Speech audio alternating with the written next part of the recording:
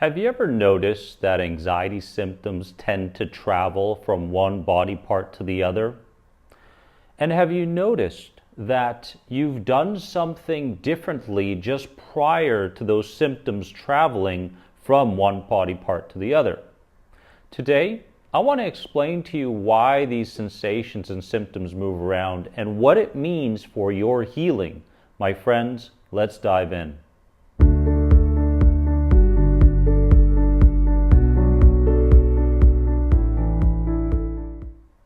My peaceful warriors, welcome to another important video on my channel.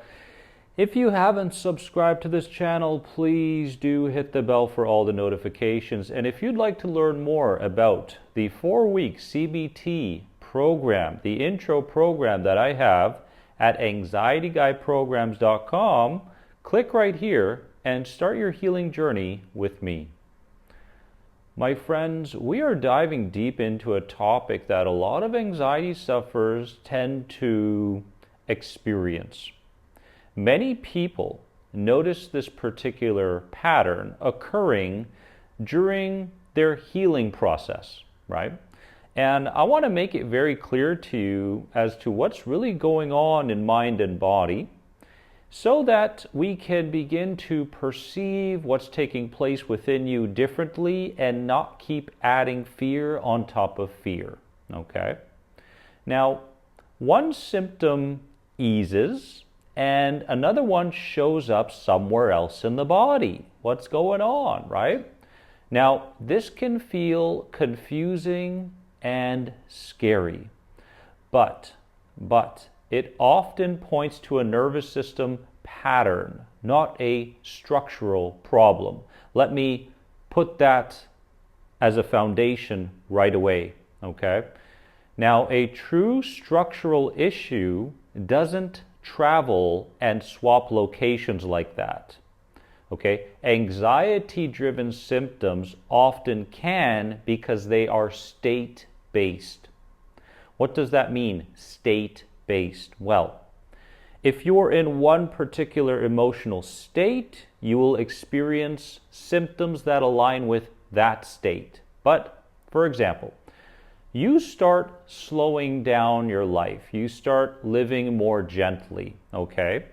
Now, this leads to a system that loses an old coping strategy, okay? So, symptoms may switch when in fact you are doing the right things and you are beginning to project safety towards your nervous system.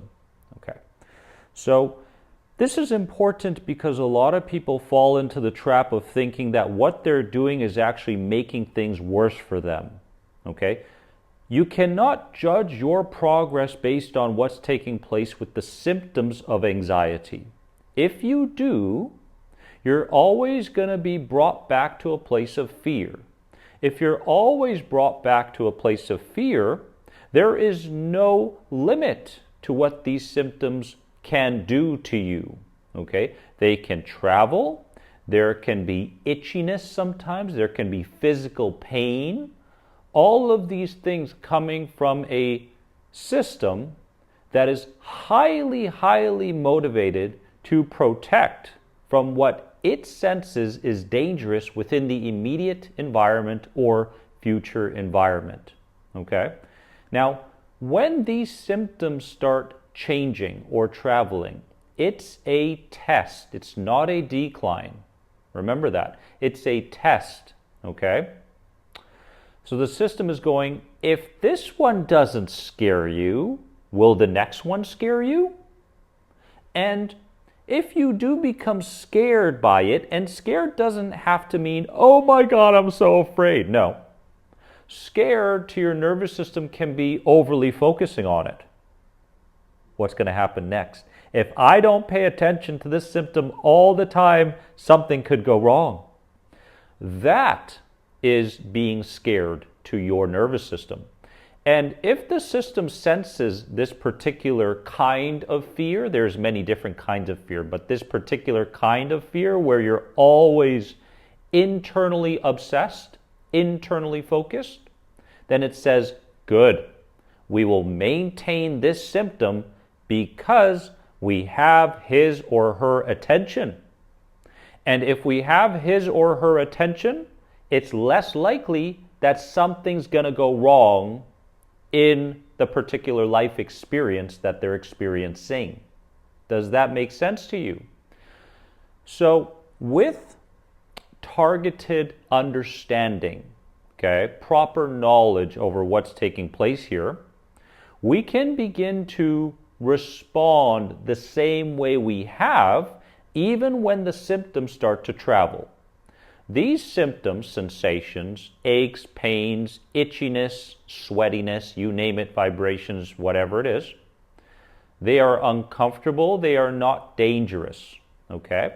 And as we continue to respond this way, and responding this way doesn't mean mentally, because you can respond mentally as many times as you want. The nervous system says, show me. Show me. Don't tell me, show me. So what you're doing is, in the face of the symptom, you are showing it through your physicality, through your body, through your pace, through your mindset, okay? Through the way you are conversing, and conversing with people, but conversing with the particular experience that you're in. By doing these things in a responding and not reactive way, okay, you are making safety deposits. The more safety deposits you make, the faster the nervous system starts to go, hey, there is no reason for these symptoms. However, let me warn you, if you are always focused on the finish line, which is getting rid of these symptoms, that is another form of fear.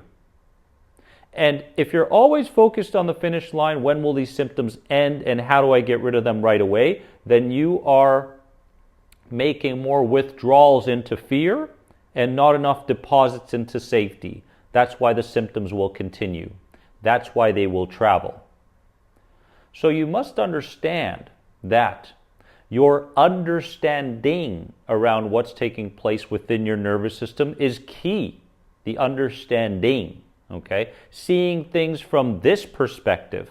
Oh, I see how the nervous system's trying to protect me from whatever with these symptoms, sensations, and pains and aches in my body. I see that. Then there's the responding, okay? I respond. And you're going to get to a point later on in the healing journey. Let's say you're going through one of my programs, like the End the Anxiety program. Within 4 weeks of doing that program, you will get to a place. You will get to a place where you have a fearful or sensation-led experience. And you're going to feel no need to react or respond. And in that very moment, when there's no need to do anything about what it is you're physically experiencing, that is a huge safety deposit. Okay? So, in essence, okay, putting this together, symptoms can travel, symptoms can swap from one place to the other. They can become sensations, things that come and go. They can be more long-term symptoms. They can come in all sorts of physical forms. We're not just talking about a lump in the throat kind of feeling. We're not talking about globus here.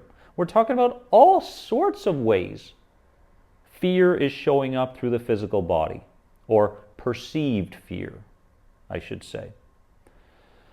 So, my friends, I hope this video helped you to understand what's going on in your physical body when symptoms start to travel, and how it's so important to begin to make those safety deposits, because the amount of repetitions that you have throughout the day will determine who you become in the long run.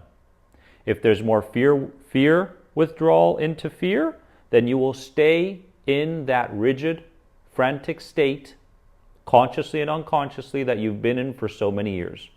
But the more withdrawal, or the more deposits you make in relation to safety in the moment of experiencing a symptom, moves you closer to who you truly are within you, your authentic self, not your conditioned self.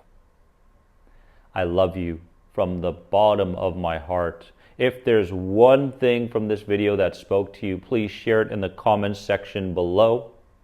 And if you'd like to learn more about the End the Anxiety program, click here, start your CBT focused journey with me, 4 weeks to get you on the path towards healing. Remember that you are more than anxiety. I'll see you in the next one. Bye-bye.